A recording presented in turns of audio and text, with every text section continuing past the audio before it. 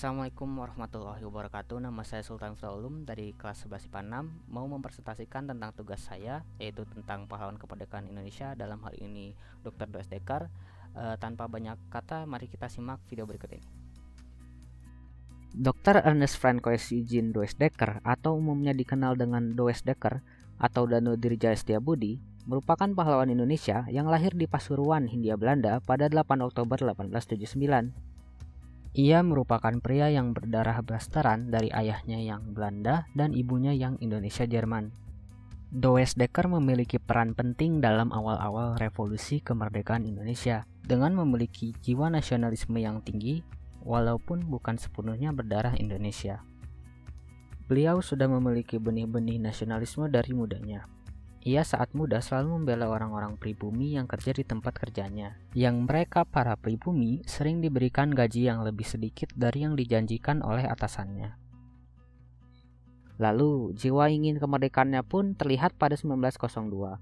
Does Dekar berubah karir menjadi sebuah wartawan yang kritis dan salah satu aktivis awal untuk kemerdekaan Indonesia, dengan artikel-artikel yang dibikinnya yang pro kaum Indo.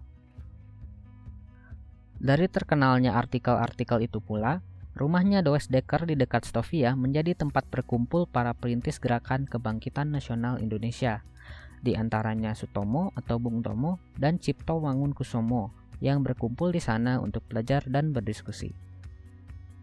Dan dari diskusi mereka, beliau membantu membangun organisasi Budi Utomo yang diklaim sebagai organisasi nasional pertama. Namun karena melihat Budi Utomo terbatas pada masalah kebudayaan, yaitu budaya Jawa, Does Dekar tidak banyak terlibat di dalamnya. Akhirnya pada tahun 1912, berkat bantuan temannya, Does Dekar bersama Cipto Mangunkusumo dan Suwardi Suryaningrat mendirikan Partai Berhaluan Nasionalis Inklusif, yaitu Partai Hindia atau Indische Partij, yang kemudian mereka bertiga berkampanye ke kota-kota, dan dalam waktu singkat memiliki 5.000 orang pengikut, dengan anggota terdaftar terbesar dari Semarang, kemudian diikuti oleh Bandung. Partai ini sangat populer di kalangan orang Indo dan diterima baik oleh kelompok Tionghoa dan pribumi, walaupun dicurigai sedikit karena gagasannya yang radikal. Namun sayangnya, setahun kemudian, partai anti-kolonial bertujuan kemerdekaan Indonesia ini dibubarkan oleh pemerintah kolonial Hindia Belanda pada tahun 1913 karena dianggap menyebar kebencian terhadap pemerintah. Dan Does Dekar dengan ketiga pendiri partai tersebut dibuang ke Belanda. Setelah masa-masa buangannya di Belanda, yang ia di sana memanfaatkan waktunya untuk belajar, saat pulang ke Batavia, ia langsung beraktif lagi pada karir jurnalistik dan organisasinya dengan membuat NIP atau Nasional Indische Partij. Namun sama nasibnya seperti Indische Partij, NIP dilarang oleh pemerintah Hindia Belanda. Dan karena jiwa aktivisnya ini, yang banyak orang Belanda ingin membuatnya diam, akhirnya pun Does Dekar yang waktu itu hanya berkunjung sementara di Klaten, dituduh oleh petugas Belanda bahwa ia terlibat pada peristiwa protes dan kerusuhan petani atau buruh tani di perkebunan tembakau Polan Harjo, Klaten pada saat itu. Dituduh karena dianggap mengompori protes tersebut. Namun akhirnya ia divonis bebas oleh pengadilan. Sekeluarnya ia dari rentetan pengadilan, Does Dekar mulai meninggalkan kegiatan jurnalistiknya, namun lebih fokus kepada penulisan buku semi ilmiah.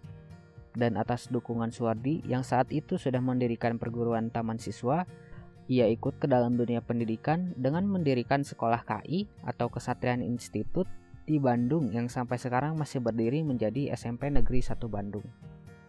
KI kemudian mengembangkan pendidikan bisnis, namun di dalamnya diberikan sejarah Indonesia dan sejarah dunia yang ditulis oleh Does Dekar sendiri. Namun karena buku-bukunya yang anti-kolonial dan pro-Jepang, buku-buku Does Dekar disita dan dibakar oleh Kepresidenan Bandung saat itu. Dan Does Dekar pula dihukum dengan dilarang untuk mengajar. Does Dekar pun karena memang sudah dipantau oleh Belanda dan dituduh kolaborator dengan Jepang, diasingkan ke Suriname pada 1941 yang saat itu keadaan di sana sangat meresahkan. Mengingat pula saat itu ia sudah usia 60-an yang membuat kondisinya tambah parah. Ia bertetap di sana hingga 1946 dan baru sampai di Indonesia lagi pada 2 Januari 1947 di Surabaya. Dan tak lamanya ia tiba di Surabaya, yang pada saat itu sedang masa revolusi kemerdekaan, ia langsung terlibat dalam posisi-posisi penting di sisi Republik Indonesia. Namun pada 21 Desember 1948, ia tertangkap oleh tentara Belanda di kediamannya saat agresi militer mereka. Lalu ia dikirimkan ke Jakarta untuk diinterogasi dan dibebaskan ke Bandung sesuai keinginannya setelah berjanji tidak akan masuk politik lagi. Tibanya di Bandung, ia aktif lagi dengan KI, mengumpulkan material untuk autobiografinya dan merevisi ulang buku-buku sejarahnya. Dan akhirnya pada 28 Agustus 1950, beliau wafat di Bandung, Jawa Barat pada usia 70 tahun.